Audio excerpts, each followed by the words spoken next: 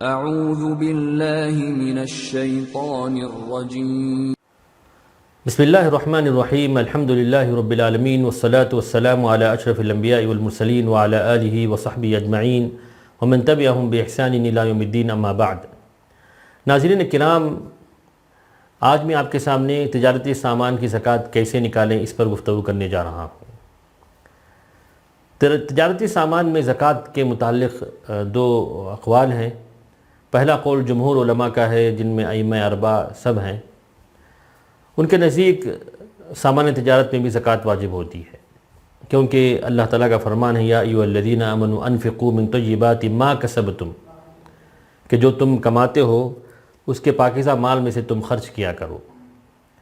اور اسی طرح اللہ کا فرمان ہے خذ من اموالہم صدقہ، کہ لوگوں کے مال سے تم زکوٰۃ لو۔ مال میں تجارتی سامان بھی آ جاتے ہیں۔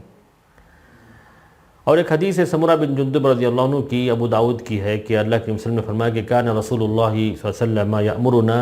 ان نخرج الصدقۃ من الذی نعدہ للبیع، کہ جو بھی سامان ہم خرید و فروخت کے لیے جمع کر کے رکھتے ہیں ان سے زکوٰۃ نکالنے کا ہمیں حکم دیا ہے۔ تو یہ جمہور علماء کا قول ہے۔ البتہ امام ابن حزم رحمہ اللہ، امام شوکانی رحمہ اللہ اور امام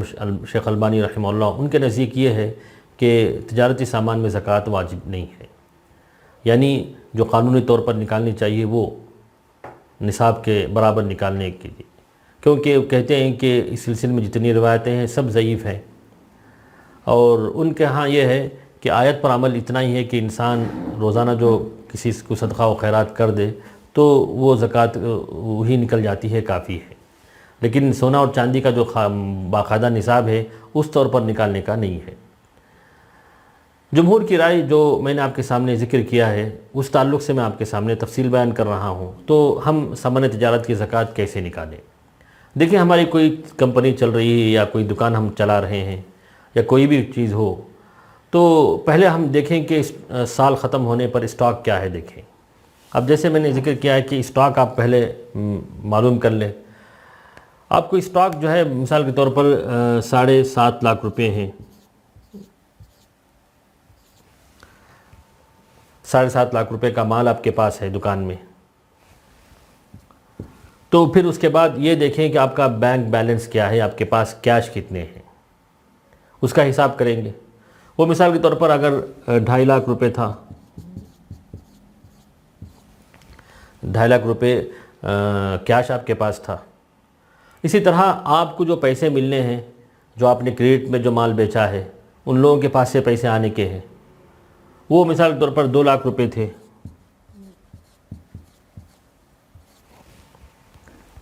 تو 7.5 لاکھ روپے پھر 2.5 لاکھ روپے، تو 10 لاکھ 12 لاکھ روپے ہو گئے۔ تو جو کچھ پیسے آپ کو آنے کے ہیں سب آپ کو انکلوڈ کر لیں گے، تو 12 لاکھ روپے آپ کو یہاں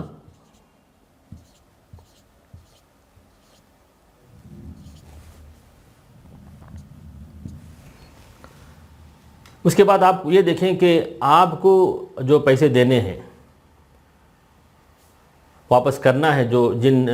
جیسے آپ نے جو ہے فیکٹری والوں سے مان لیا یا جو بنا رہا ہے پروڈکٹ لا کے دے رہا ہے اس سے آپ نے لیا، ان کو بھی آپ کو پیسے دینے کے ہیں۔ مثال طور پر وہ 3 لاکھ روپے ہیں،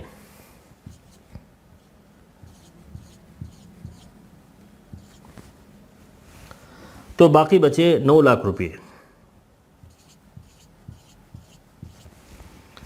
تو زکوٰۃ جو واجب ہوتی ہے انہی 9 لاکھ روپے پر،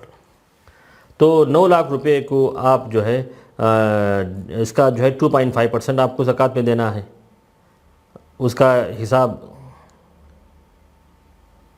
ڈیوائڈیڈ بائی 40 کریں تو 22,000 زکوٰۃ جو دینی ہے 22,500 روپیز، یہی زکوٰۃ آپ پر واجب ہوتی ہے۔ طریقہ یہ ہے کہ جو کچھ آپ کے پاس سٹاک ہے اس کا کرنٹ ریٹ جو ہے، جو آپ نے خریدا وہ ریٹ نہیں، اب کا جو ریٹ ہے، ہو سکتا ہے کوئی سامان ایسا ہو آپ 100 روپے میں خریدے ہوں لیکن آج کی جو قیمت ہے اس کی 50 روپے ہو گئی ہو، تو کرنٹ جو ریٹ ہے اس کا حساب کر کے آپ ٹوٹل کا حساب کر لیں۔ اس کے بعد جو پیسے آپ کو آنے ہیں، جن لوگوں کے پاس سے آنے ہیں ان کو آپ انکلوڈ کر لیں، اور جو آپ کے پاس کیش ہے آپ کے ہاتھ میں ہے یا بینک میں ہے اس کو آپ انکلوڈ کر لیں، ٹوٹل کر لیں۔ اس کے بعد جو پیسے آپ کو دینے کے ہیں دوسروں کو جن سے آپ نے مال خریدا ہے وہ آپ کو دینا رہتا ہے، اس کو آپ لیس کر لیں، تو جو اماؤنٹ رہ جاتا ہے اس کا 2.5% یا اس کو جو ہے 40 سے ڈیوائڈ کر کے وہ زکوٰۃ آپ کو نکالنی ہوتی ہے۔ تو یہی آسان طریقہ ہے۔ کبھی کبھی ایسا ہوتا ہے کہ پارٹی ایسے ہیں کہ ان سے امید ہی نہیں ہے کہ پیسے واپس آئیں گے، تو ان کو آپ جو ہے شامل مت کیجئے۔ ہو سکتا ہے 3 سال ہو جائے، 4 سال ہو جائے، 5 سال ہو جائے، جب وہ آ جائیں تو آپ اس کو زکوٰۃ نکالنی ہے۔ اسی طرح کچھ لوگ اپنا گھر یا اپنی گاڑیاں یا اپنا گڈاؤن جو ہے کرائے پر دیتے ہیں، تو ایسی چیزوں کی زکوٰۃ کیسے نکالیں؟ گھر کی قیمت لگا کر، ٹیکسی کی قیمت لگا کر، گڈاؤن کی قیمت لگا کر زکوٰۃ دینا نہیں ہے، بلکہ ان میں جو آمدنی آتی ہے، جو ان سے جو انکم آتا ہے، اس پہ زکوٰۃ واجب ہے جب اس پر 1 سال گزر جائے اور وہ آپ کے پاس سیو ہو کر رہا ہو۔ تو اسی طرح کبھی کبھی کمپنی چلتی ہے 2-3 پارٹنر کے حساب سے۔ اب پارٹنر اگر اسی حساب کے ہوں کہ جن پر زکوٰۃ واجب ہوتی ہے، تو ہر ایک کا حصہ اگر ہم الگ الگ کریں تو سب جو ہے چھوٹے موٹے پارٹنرز ہیں تو زکوٰۃ واجب نہیں ہوتی ہے۔ سب ملا کر آپ حق دیتے ہیں تو ایسا نہیں، ہر ایک کے شیئرز کے مطابق جتنا جن کا شیئر ہوگا اسی حساب میں ان کی جو زکوٰۃ دوسرے جو مال کی نکالتے ہیں وہ ملا کر وہ مال اگر زکوٰۃ کو پہنچ جائے، جیسے 2 لاکھ روپے ان کے ہیں کسی کمپنی میں لگائے ہیں اس کے، اور ہمارے پاس دوسرے پیسے بھی ہیں وہ 4-5 لاکھ روپے ہیں، تو پورے ملا کر زکوٰۃ واجب ہو جاتی ہے۔ کمپنی کا جو مال ہے وہ بھی، اور ہمارے پاس جو کیش ہیں یا ہم نے جو چیزیں خرید و فروخت کے لیے دوسری ہماری جو کمپنیز ہیں اس کو ملا کر ہم کو زکوٰۃ دینے رہتے ہیں۔ ذاتی جو استعمال کی چیزیں ہیں جیسے کہ میں نے بتایا، گھر ہو، گاڑی ہو، اس پہ زکوٰۃ واجب نہیں ہے۔ کبھی ایسا ہوتا ہے کسی کے پاس جو ہے صرف جو ہے 50 گرام سونا ہے، جیسے 85 گرام میں نے بتایا کہ سونا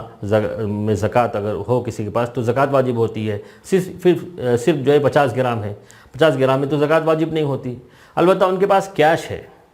کیش 4-5 لاکھ روپے ہے،